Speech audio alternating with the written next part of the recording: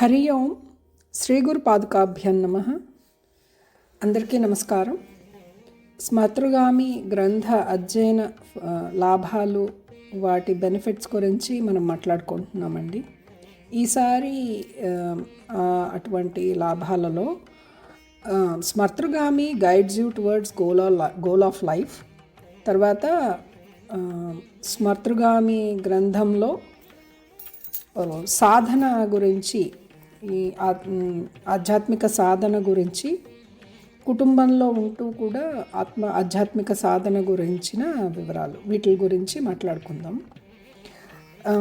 మొదటిగా goal of life అంటే ఏంటి అని ఆలోచిస్తే అది అందరికీ చాలా కామన్గా మనందరికీ తెలిసిన విషయం.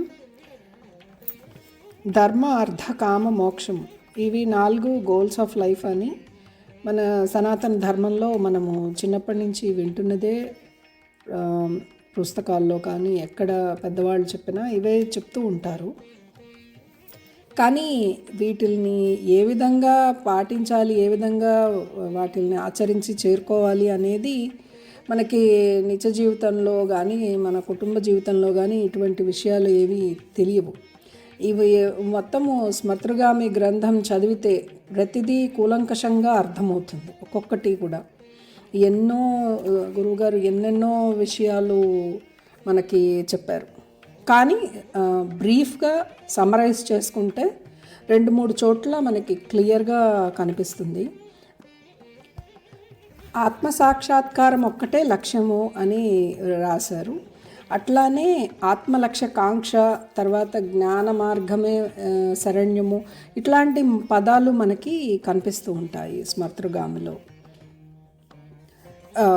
సో అదే కాకుండా గురువుగారు ఎప్పుడు మాట్లాడిన జీవితం యొక్క లక్ష్యము జీవించడమే అని కూడా చెప్పారు.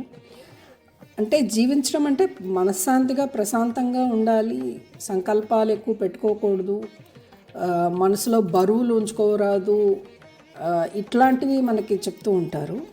బట్ ఫైనల్గా అయితే మాత్రం ఆత్మసాక్షాత్కారమే జీవిత లక్ష్యం, ఈ జీవిత గమ్యానికి లక్ష్యము అనేది మనకి తెలుస్తుంది. ఆత్మస్వరూపంలో ఉండడమే అనేది.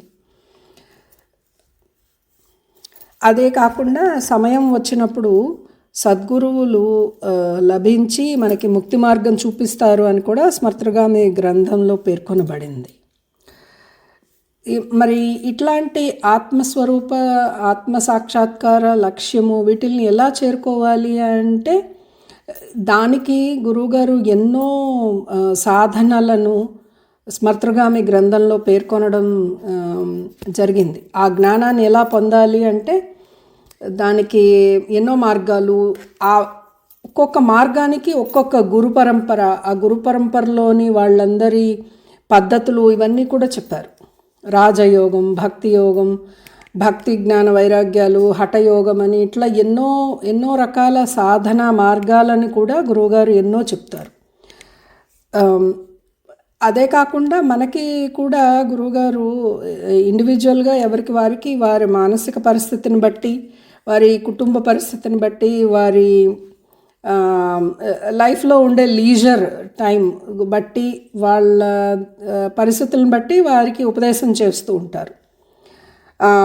కానీ మీరు గమనించాల్సింది ఏంటంటే స్మతృగామి గ్రంథంలో కానీ గురువుగారి ఉపదేశంలో కానీ ఈ సాధన చాలా క్లిష్టమైంది అనిపించకుండా చాలా సింప్లిఫై చేసేసి, గురుస్మరణ, గురుసేవ చేస్తే చాలు, నువ్వు అవన్నీ చేయనే అవసరమే లేదు, అవన్నీ చేయగలిగే వాళ్ళు చేస్తారు, కానీ ఏది చేయకపోయినా గురుస్మరణ చేస్తూ, గురుపాదాలను స్మరిస్తూ, గురువుకి అప్పుడప్పుడు సేవ చేస్తూ ఉండండి చాలు అని ఎంతో సునాయాసమైనది సాధన అనేది అన్నట్లుగా స్మతృగామి గ్రంథము చదివిన, గురువుగారి బోధలు విన్నా అలా అనిపిస్తుంది. ఈ సాధన ఎట్లా కుటుంబంలో ఉంటూ, ఈ ఉద్యోగాలు చేసుకుంటూ, ఇవన్నీ చేసుకుంటూ ఎట్లా కుదురుతుంది అని అనిపిస్తుంది మనకి. మహాత్ములు వారు చేసిందే బోధిస్తారు, బోధించేదే ఆచరిస్తారు. స్మర్తృగామి గ్రంథము గురువుగారి సాధన మార్గమే కాకుండా మనలాంటి వారందరికీ అది ఎగ్జాంపుల్.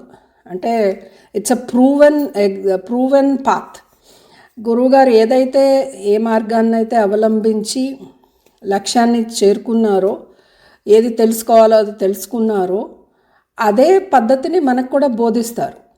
ఇప్పుడు శ్రీకృష్ణ పరమాత్మ భగవద్గీత బోధిస్తే అది కేవలం థియరీ కాదు. అంటే కృష్ణుడు నడిచిన మార్గము, కృష్ణుడు అవలంబిస్తున్న ఆచరిస్తున్న మార్గాన్నే అర్జునుడికి బోధించాడు. అదేవిధంగా గురువుగారు కూడా వారు ఆచరించి సక్సెస్ అయిన పాత్ ఏదైతే ఉందో అదే స్మర్తృగామిలో మనకి వివరిస్తారు. అందుకే అందులో అంత వాల్యూ ఉంటుంది, ఎందుకంటే అది అనుభవపూర్వకమైన జ్ఞానం కాబట్టి అంత అంత ఇంటెన్స్గా, అంత డీప్గా ఉంటుంది అని నా అభిప్రాయం. నాకు అన్నిట్లోకి స్వాత్మ గురించి గురువుగారు ఇచ్చిన డెఫినిషన్ ఏది నచ్చుతుంది స్మర్తృగామిలో అంటే, ఏ జ్ఞానాన్ని తెలుసుకుంటే ఇంకా ఏమీ తెలుసుకోనక్కర్లేదో, తెలుసుకోవడానికి మిగిలి ఉండదో దాన్ని తెలుసుకోవాలి, ఆ తెలుసుకున్న దాన్ని అనుభవించాలి, అది ఏ స్వాత్మగా చెప్పబడుతుంది అని రాశారు. అది చదివినప్పుడల్లా నాకు చాలా ఆనందాన్ని ఇస్తుంది. ఎందుకంటే తెలుసుకోవాల్సింది ఒక్కటే, అది తెలుసుకుంటే అన్నీ తెలుసుకున్నట్టే. అంటే చాలా సింప్లిఫై చేసేసారు. అది తెలుసుకోవడం ఎట్లా, మరి నాకు ఇన్నిన్ని మార్గాలు ఉన్నాయి, నాకు ఇవేమీ తెలియదు కదా అని మనం అనుకుంటే, అట్లయితే గురుస్మరణ చెయ్యి. నీకేమీ తెలియకపోతే గురువెవరో తెలుసు, గురుస్మరణ చెయ్యి, గురుసేవ చెయ్యి, అదే తెలుస్తుంది, గురువే అనుగ్రహిస్తారు అని ఎంతో సింప్లిఫై చేస్తారు. మనకేమనిపిస్తుందంటే, కొంతమందికి జపాలు మంత్రోపదేశాలు చేశారు, కొంతమంది చాలా యోగాలు అవి నేర్పిస్తున్నారు, మనం ఏదో మామూలు మనుషులు, మనకు అవేమీ తెలియదే అనే బాధపడాల్సిన అవసరమే లేదు. నా ఉద్దేశం అయితే గురుగారు స్మర్తృగామిలో కూడా రాశారు, జ్ఞానయోగం, భక్తి యోగము ఇవన్నీ ఇన్ని ఉన్నాయి కదా, అన్నీ అవసరమే అని అన్నారు.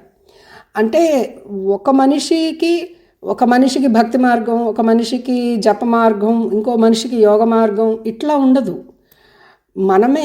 మనలో మనమే ఎప్పుడైనా చెక్ చేసుకుంటే నాకు అనిపిస్తుంది ఒకరోజు చాలా ప్రశాంతంగా ఉంటుంది. అప్పుడు ఇంకా ఎటువంటి సాధన అవసరం లేదు, అలా ఉంటే కామ్గా ఉంటే చాలు అనిపిస్తుంది. అదే ముక్తి అనిపిస్తుంది. అని ఒక్కరోజు మనసు చాలా కకావికలమైపోయి మన పరిస్థితి అధ్వానంగా ఉండి మనసంతా వికలంగా ఉన్న టైంలో, అట్లాంటి టైంలో మంచి సంకీర్తన, అన్నమాచార్య కీర్తన, త్యాగరాజస్వామి కీర్తన వింటే బాగుంటుంది. అప్పుడు అటువంటి యోగము, లయయోగం అవసరం అవుతుంది. అలా కాదు అనారోగ్యంగా ఉంది అని అనిపించినప్పుడు జపం చేసుకుంటే బాగుంది అనిపిస్తుంది. సో ఇంకా ఒక్కోసారి మనసంతా బాహ్యంలో ఉన్నప్పుడు పూజ చేసుకుంటే బాగుంటుంది అనిపిస్తుంది. కాబట్టి అన్ని రకాల సాధనాలు ఒకే మనిషికి కూడా అవసరం అవుతాయి అని నేను అర్థం చేసుకున్నది. అది గురువుగారు రచించిన దాంట్లో కూడా పరిపూర్ణమైన యోగం అంటే అన్నీ అవలంబిస్తేనే వస్తాయి అని అన్నారు. ఏది అర్థం కాకపోయినా అన్నిటికీ జయ సద్గురు, జయ జయ సమర్థ సద్గురు అని గురుపాదాలని తలుచుకుంటే ఏదో విధమైన పరిష్కారం కానీ అర్థం కానీ తడతాయని నేను అనుభవపూర్వకంగా తెలుసుకున్నాను. గృహస్థిగా ఉండి ఈ సాధన ఇంత సంసారంలో ఉంటూ ఈ లంపటాలతో ఎలా కుదురుతుంది అనే అనుమానం మనకి అస్సలు ఉండకూడదు. ఎందుకంటే గురువుగారు కూడా కుటుంబము వ్యవస్థలోనే ఉన్నారు, కుటుంబం మధ్యలోనే ఉన్నారు. కుటుంబం అన్నాక ఏవో ఒక సమస్యలు ఉంటాయి. సమస్యలు లేని వారు భూమి మీద ఎవరూ ఉండరు. అయినా కూడా గురువుగారిని చూసి మనం ఎంతో నేర్చుకోవాలి. ప్రాక్టికల్ వేదాంతం. అంత కుటుంబంలో ఉంటూ ఇన్ని రోజువారీ సమస్యలని ఎదుర్కొంటూ కూడా వారు మనలాంటి వాళ్ళు వెళ్తే మన సమస్యల్ని కూడా వినడానికి సిద్ధంగా ఉంటారు. సో కృష్ణ పరమాత్మ ఎట్లాగైతే భగవద్గీతను చెప్పి బోధించడమే కాకుండా ఆచరించి అలానే ఆయన యోగిగా నిలిచి జీవించాడు, అట్లానే గురువుగారు కూడా కుటుంబంలోనే ఉంటూ గమ్యాన్ని చేరుకున్నదే కాకుండా మనలాంటి వారందరినీ కూడా ఉద్ధరిస్తున్నారు. అటువంటి గురువు పాదపద్మములకు బహువిధములుగా నమస్కరిస్తూ జయ సద్గురు, జయ జయ సమర్థ సద్గురు.